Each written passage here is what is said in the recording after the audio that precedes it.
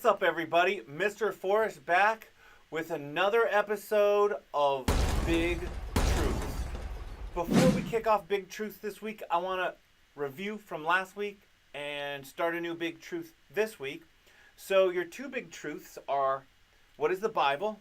The Bible is God revealing himself and his plan to his people.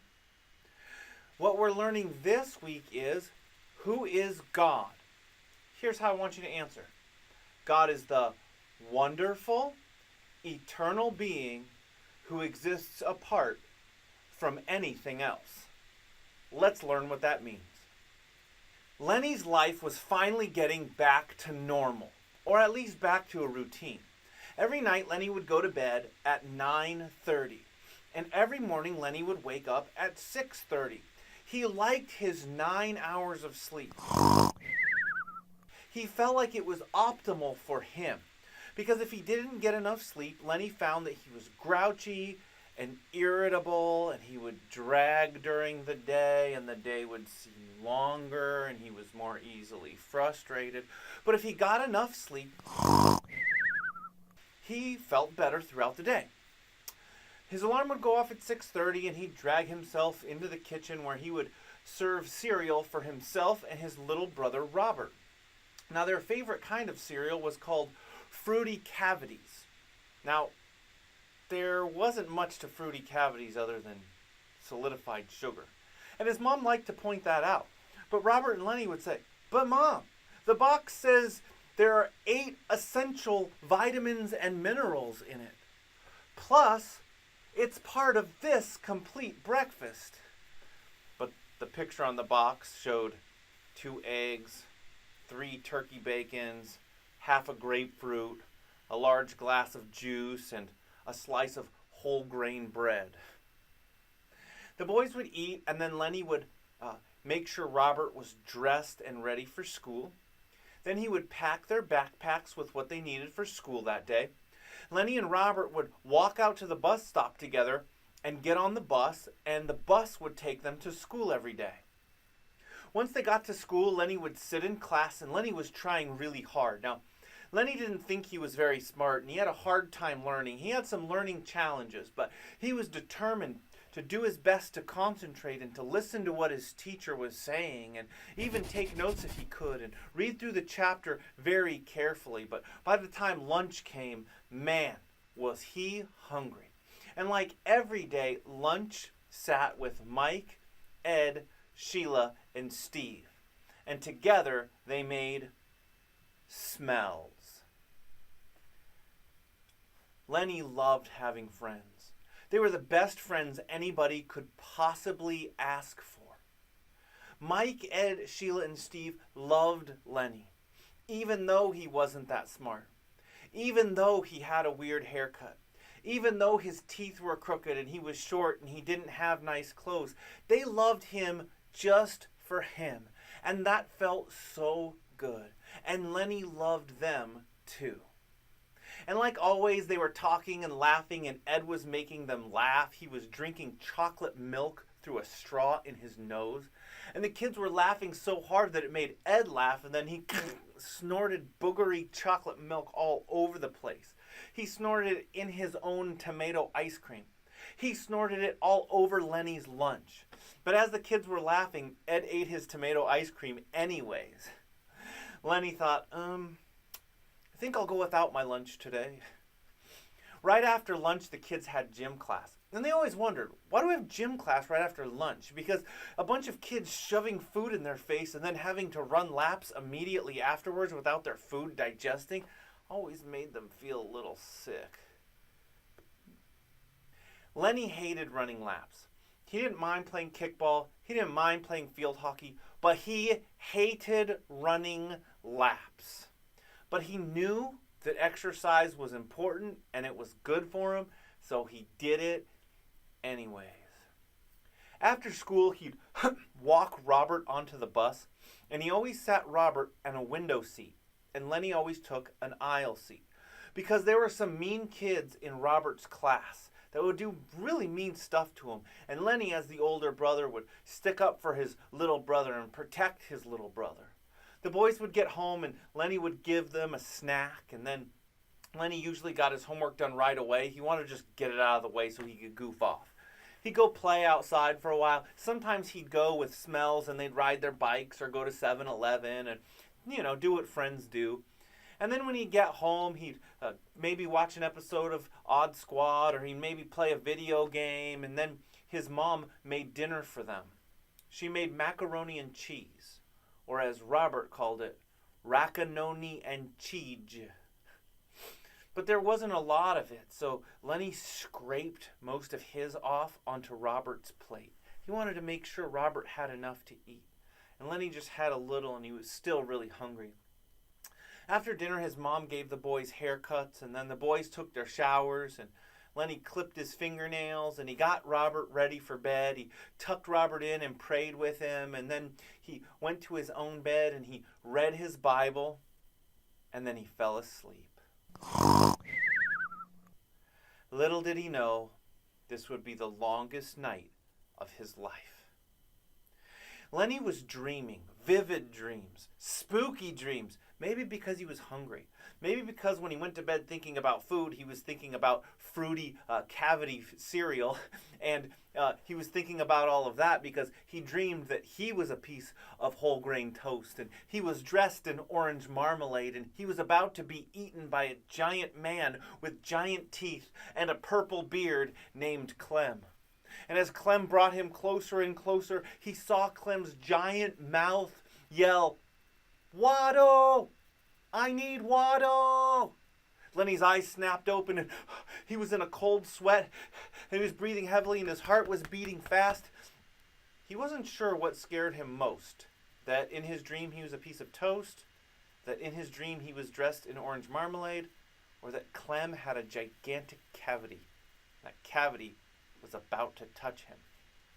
But he realized that it wasn't Clem saying, "I need Watto." It was Robert saying, "I need Watto." That's how Robert said water. And so Lenny went and got him water and said, there, Robert, here, take a drink. You can go back to sleep. It's all okay."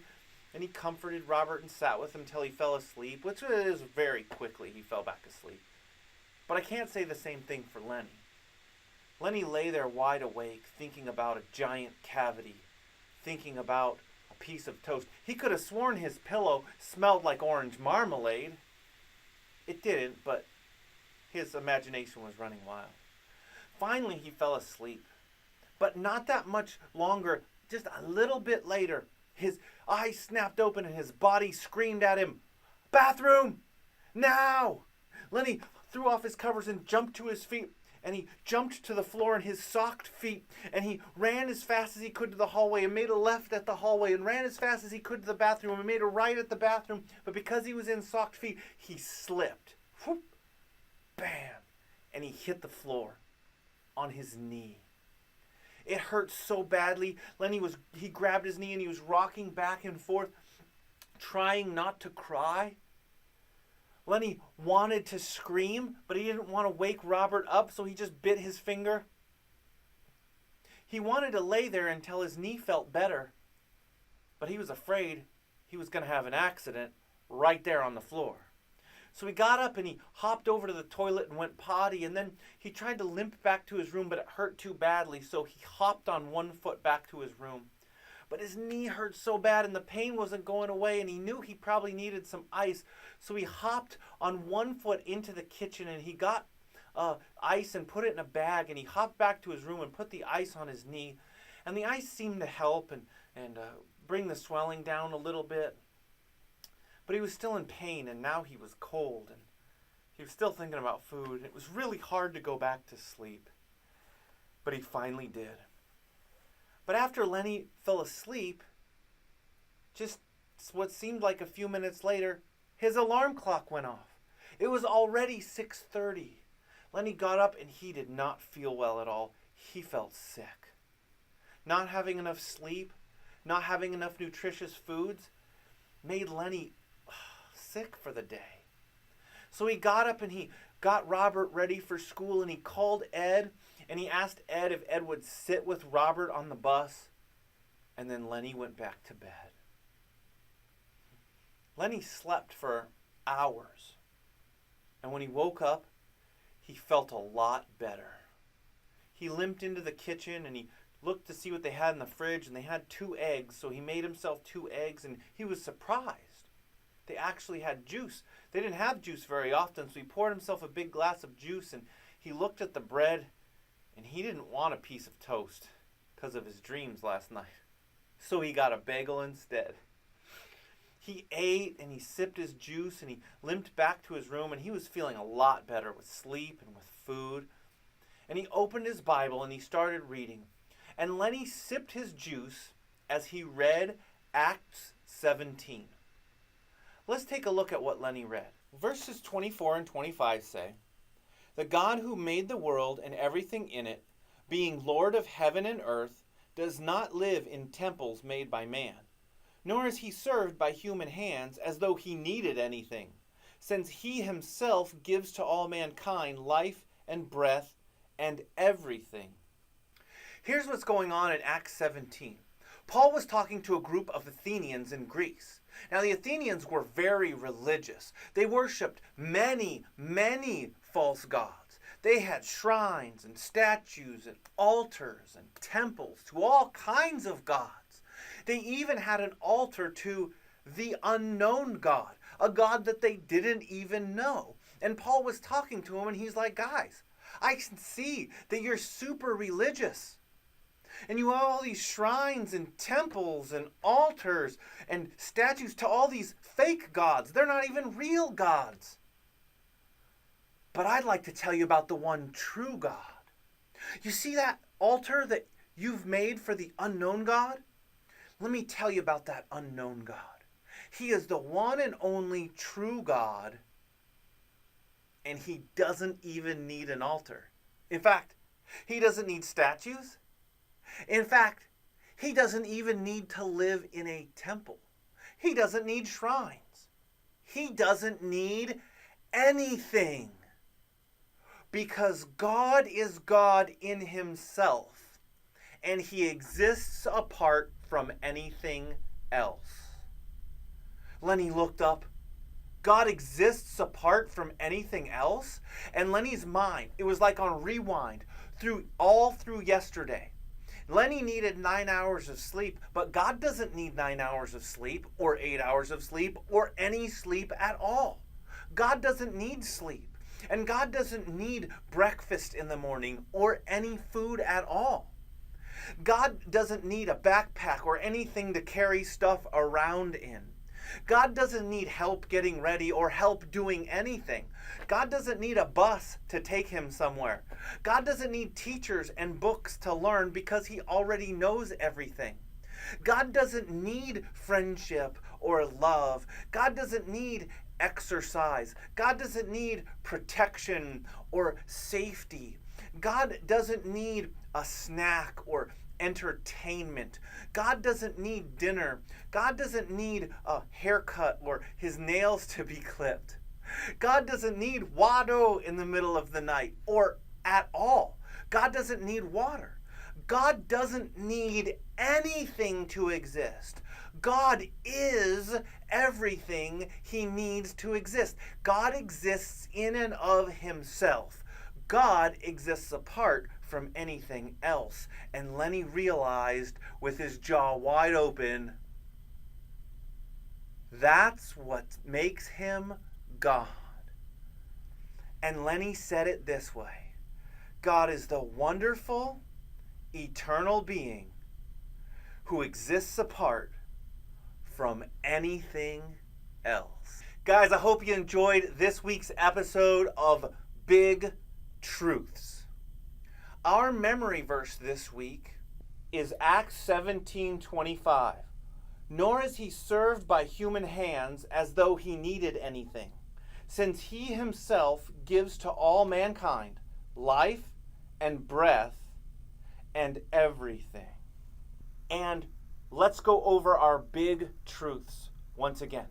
What is the Bible? God revealing himself and his plan to his people.